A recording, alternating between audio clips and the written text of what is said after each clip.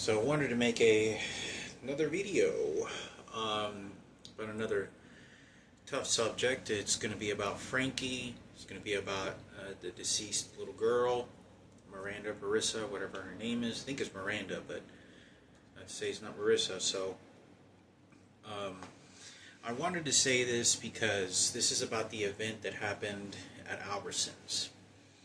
Now, obviously, it sounds like to me that, or from what I could see, went to the grocery store, people know about what had happened. So if somebody's watching these videos, it's not to say the right people are watching them. So when I was with Frankie, and this is the most disturbing situation that it is, this same place where Barack Obama and Michelle Obama charged at me, and very specifically when Barack Obama kind of looked down at me and gave me like the murder look, like, you know, I'll kill you like a worthless fucking piece of shit if I want to. Like, this individual he thinks he's bigger than God. You know, like he held a higher existence that was closer to God than anything else. And I've talked about this so many times. I was just there to buy some ice cream and watch a movie, and because that was usually kind of my regular, you know, kind of leisure days where I get to enjoy some ice cream and then watch a movie, some Italian ice cream. And but anyway, this is the same place where I was walking and standing, same register. It's the same register, same little booth they have, where I was standing with my mother, and I could see my sister. I didn't know this was my sister, because you couldn't help but just stare and look, because most of the time, like if you're in a regular atmosphere and you see somebody that's really disabled, if you find somebody that's really disabled, everyone stares. Same thing with people like that have physical disfigurements. You know, it's just like I saw a lady that had purple skin welts all over her face. And I was just walking and I noticed, and I take a quick glance look. But you can tell by looking at everybody, everyone looks and stares at you. It's common, it's in everything that we do. Well, my sister, who was very sick, she didn't just have a small decline of Down syndrome. She had a severe, like the worst case of Down syndrome. It is where you can't walk, you're in diapers, you're just fumbling through your fingers and kind of observing and kind of doing this and kind of looking, because she used to always do this and kind of like and do this and kind of look, and I didn't know she was blind. If she was partially blind, I don't know how they can tell when someone's blind or not. But to my understanding, I think it was my mother's twin that told me, or someone that insinuated, or someone that had suggested, saying that she was at least partially blind. Meaning, and some people, I don't know how it works. They can have looking like normal regular eyes, but they're blind. Sometimes people have certain things, but anyway. So that's why I think she was probably moving her eyes to be able to maybe try to look or see if she can look, if that. I think she had some kind of vision. I don't think if she was blind, I don't think she was completely blind. I believe she had some sort of vision, some kind of vision. And we were in the aisle, and we were saying where Barack Obama charged at me at Albertsons, the same Albertsons that I've gone through my whole life with my dad. Me and my dad and my mom used to go to that Albertsons to pay our bills all the time. They used to have like the register booth on the other side, which is against the wall, right across from where the register was, and that's where you would pay your like electric bill, your phone bill, and stuff like that. So I used to go there all the time, making a money order or whatever it was with my dad. I mean, it was the go-to place. There wasn't very many stores back in those days, or a major store. So when we were there, we were just standing there, and I want to say I believe I was with my mother for sure, and it was me. But I want to say I think Julian could have been there. I don't remember if he was. Usually, a lot of the times, me and Julian were together when we went to the grocery store with my mom. Sometimes it was just me and my mom, but Julian would always tag along with my mom and tell Julian to come along, and then I would go for whatever reason, maybe to pick something up or stop by on the way, because he was the little one, right? But I saw my sister. We were standing there, and I watched my mother's reaction. Okay, the entire time, how she connects toward this child, how she behaves, and I can tell you this: that woman was like ownership. She wanted ownership, and nobody wants to believe me. But I think in some sort of suggestion of word, I think I should at least say something. And I think it's important because the fact, my mother, I remember just kind of looking and sort of being like ashamed. And I want to say, like, my mother not like looked at her and was like, oh, hi. Like looking at that woman that's taking care of the kid. And the way that the transgender picks up the groceries is that of someone that this belongs to me. I'm the one that's going to take control, and I'm the one that's smarter and better than you because you're just shitting out kids and don't know where to put them. But that's not the case. This person was, in my opinion, this person was very mentally ill. I think that you could not, the father was mentally fine. Abusive, yes, probably, yes, without a doubt. But that woman, Ivan's mother, I believe, was some sort of mental illness, because you wouldn't do what was happening, hitting the little girl. She does not know left from right. You can't touch a child that doesn't know any better, especially someone that looks sick like that. They don't know any better. And I remember standing in there, and I was next to my mother, and she was to my left, and we were just standing, and we're just staring, and I'm just staring because it's, everyone, you could, just tell, like, this little girl was, had like some severe brain damage, and had a disease that was causing this person not to have a full developed brain to be like the normal kids. But it like the way that my mother behaved, I'm collecting this information. It happened more than once, but it's so boggling to me. I promise to God on this, it was the same register where Barack Obama charged at me with his wife. I'm telling, it was the same exact register, same exact place. I don't know what it was about that Albertsons that so many things happened. My biological father, Michaela's mother, my dad's identical twin, my father, obviously, Ken Cooper's mother and father. Ken Cooper's mother and father used to go to that Albertsons. For those that don't know, they were really, really old. They lived to be really old as well. I actually met Ken Cooper's mother before she passed away many years ago. Many years ago. I met her. I got to meet her once or twice, and before she passed away. And anyway, but they used to go to that Albertsons as well. So I had seen them a couple of times when I was with my mother, but my mother was very submissive to the understanding, like, it's very different, especially back then, because you always understand these white people, and they control and demand ownership of things and take shit whatever they want. It just opened doors for them.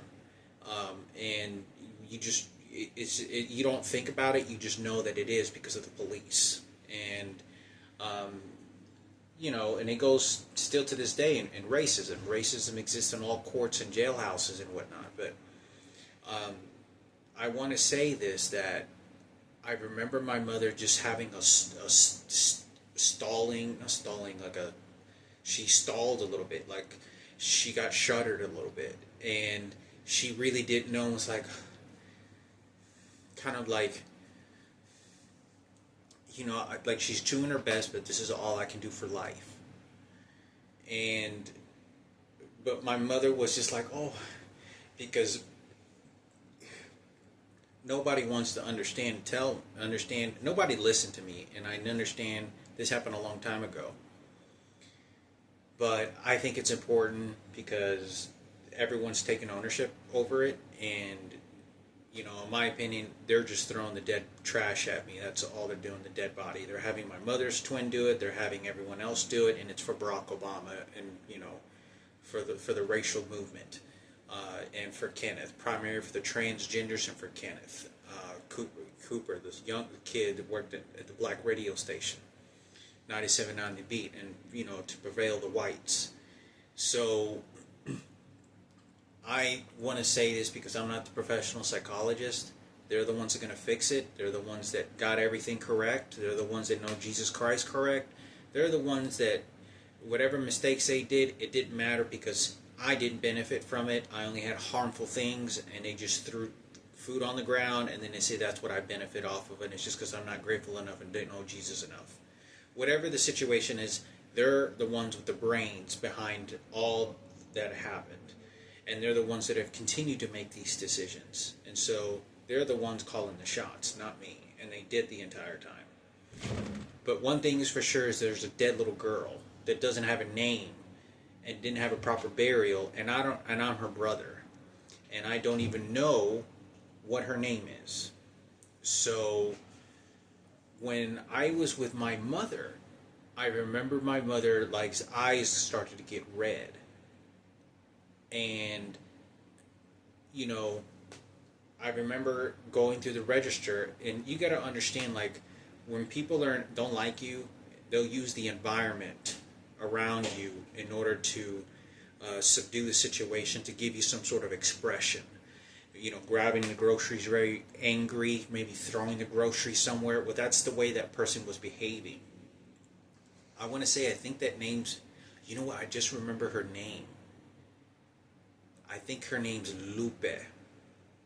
I can't believe I can't even remember her name. I can't believe I can't believe I can actually remember her name now. I think I want to say her name is Lupe. Like Lupe, the same name as my mom's sister. Lupe was her name. I want to say, you have to check on that. I'm going to say, I'm like 80% sure that was her name.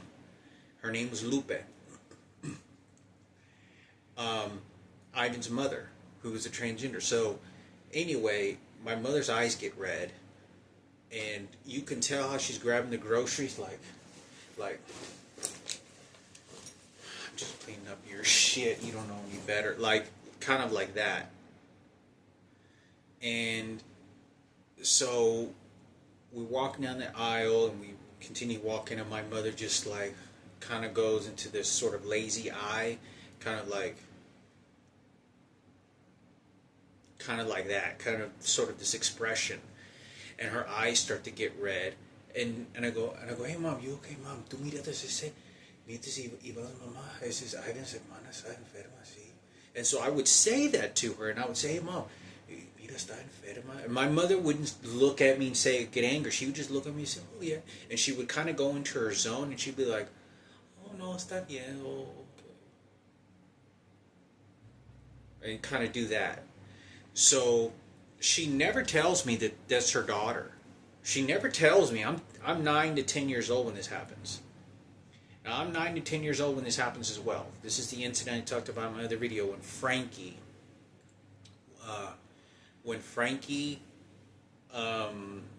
was over at Walmart. This is the same register, again, where I saw President Barack Obama and his wife charge at me. When I went to Albertsons and I was about 9 to 10 years old, I don't remember if I went to go do something and then I came back to meet up, or I can't remember why. I can remember this part, but where we're standing like 30 feet from the same place where my biological mother and Michaela's mother crossed paths, and they were kind of attacking my biological father because my biological father, he just walked by me, didn't say anything. And it was like a drama moment between the two, and he didn't want to start shit. He looked like he was in trouble. It didn't look like that relationship was going to last very long. Um, and so we're standing there, and Frankie is to my left, and we're looking down to the register, okay, and I'm standing here, and I'm looking down at the register. The same exact place this is the same exact location, and I talked about this. I saw President Barack Obama, and I felt like he was going to have me murdered, or he was going to have me killed, and I turned around to take a quick look, because there was no doubt I felt that this person was going to hire someone to kill me. Like, I felt this, like, devil, Satan, the devil. Like, this person is mentally sick. Like, sick in a way that is not like my sister sick. Not, oh, he's Barack Obama. No, like, murder. And I remember just getting scared. And the reason I turned around is because I didn't know if this person wanted to do something to me. And I wanted to sort of just acknowledge my existence. Like, what the fuck is this, But I didn't say anything. I was very scared. So this is the same exact place, but I'm staying there, and we're standing together, me and Frankie, and we're looking, and Frankie kind of goes like this, like looking over to me, right? Because he's on my left, and he goes, hey, that's mom's kid? Yeah, Ivan just told me. He said a couple days ago, or he said like last week, or a couple. He goes, Ivan said something that's mom's daughter or something.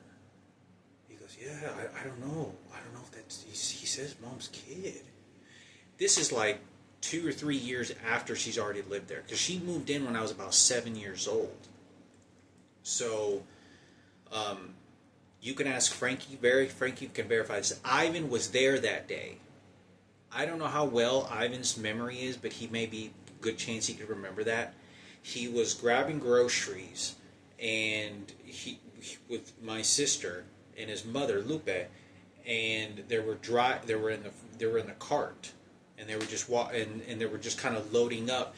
But I could tell how Ivan's face was in reaction. I knew how Ivan was. He was kind of like his family. He was focused on like his family, like what he has to do, because his dad was always like that, putting pressure on him. So, plus, when you're around somebody and you're a kid, everybody as a kid wants to be cool. But when you suffer that type of humility, like all the little kids want to be around all the cool kids, and you want to evaluate your life that way. You don't want to be around a kid that is wearing diapers, that seems to be that is very sick and deformed. That isn't cool. You don't really develop. A lot of kids really don't develop that type of love. There are some. There are very few kids that do. Very, very few. I've seen this in school before when I was a kid, and I used to always pay attention to this. There was very, very few kids in life that were ever hanging out with the disability kids, and all day, and like genuinely was trying to be their friend. But when you're around situations like that, you build a very hard character, a very tough, solid character. So I knew that Ivan as well.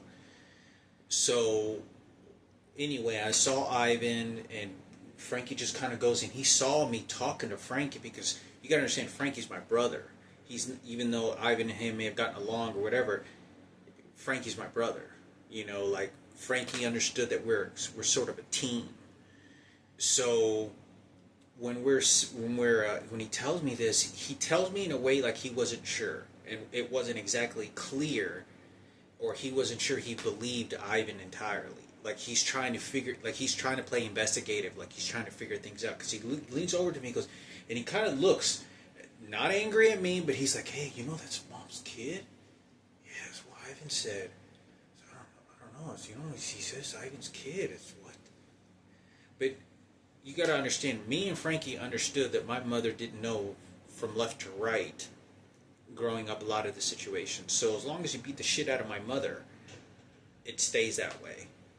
Where, it's just, the kids, it's just bullshit. It's because you were going after my mother the whole time. but it's too late. Remember, Barack Obama always wins and gets his laugh. Transgender movement for his daughter. So anyway, that's what happens. Okay? He leans over and he looks and he goes, yeah. And then we turn around and we walk out the door. And I'm telling you, the way that Frankie was behaving, he was looking over, I want to say he was looking over at my mother, and he was lost.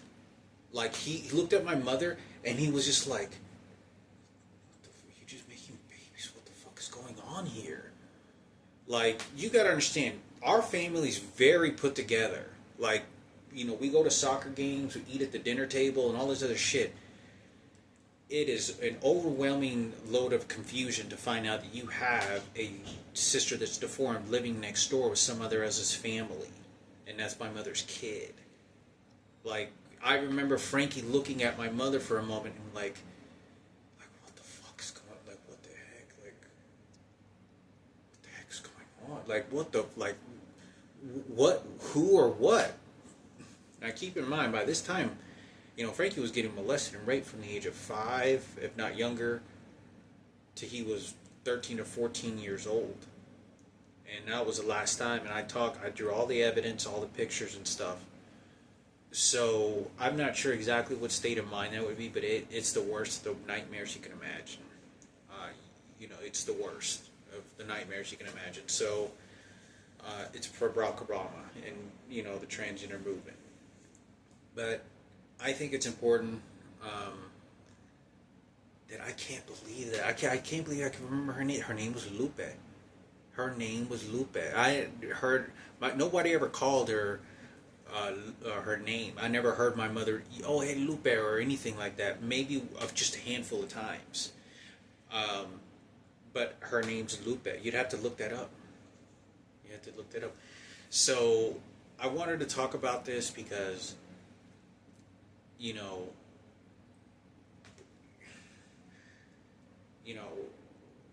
it still falls on me, like, in the sense of, like, you know, nobody wants to believe me because I've been blamed so much of this. Oh, Hector's just trying to go after the money. He was just being a kid, and he was going to do evil shit as a kid anyway. Nobody understood how loving and caring I was as a kid. Nobody gave a shit. I literally was thrown into the trash can just like this little girl when this all unraveled, and they all got all the money and all the respect and whatever comfortable and love they needed, and they just did this to me continuously, and it never stopped. And there's never going to be any justice. Nobody's going to be sent to prison. Nobody's going to be having things taken away forever. None of that.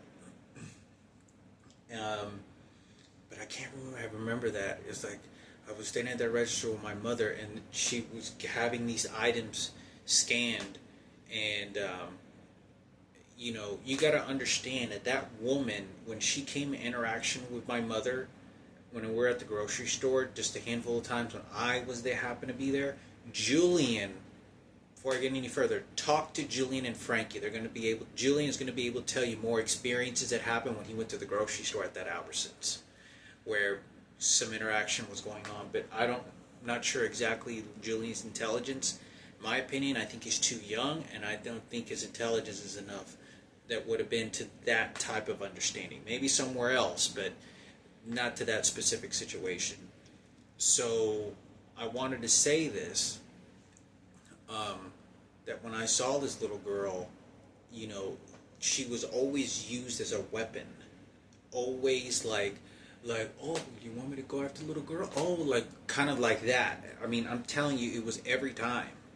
Like, and you got to understand, the little girl was getting hit, you know, so you can imagine my mother not wanting to being restrained. So you're going to get a Barack Obama store. Ha ha ha. He's going to laugh it out. So, but I can't believe I can remember that. I saw my sister right at that register where Barack Obama was charging at me.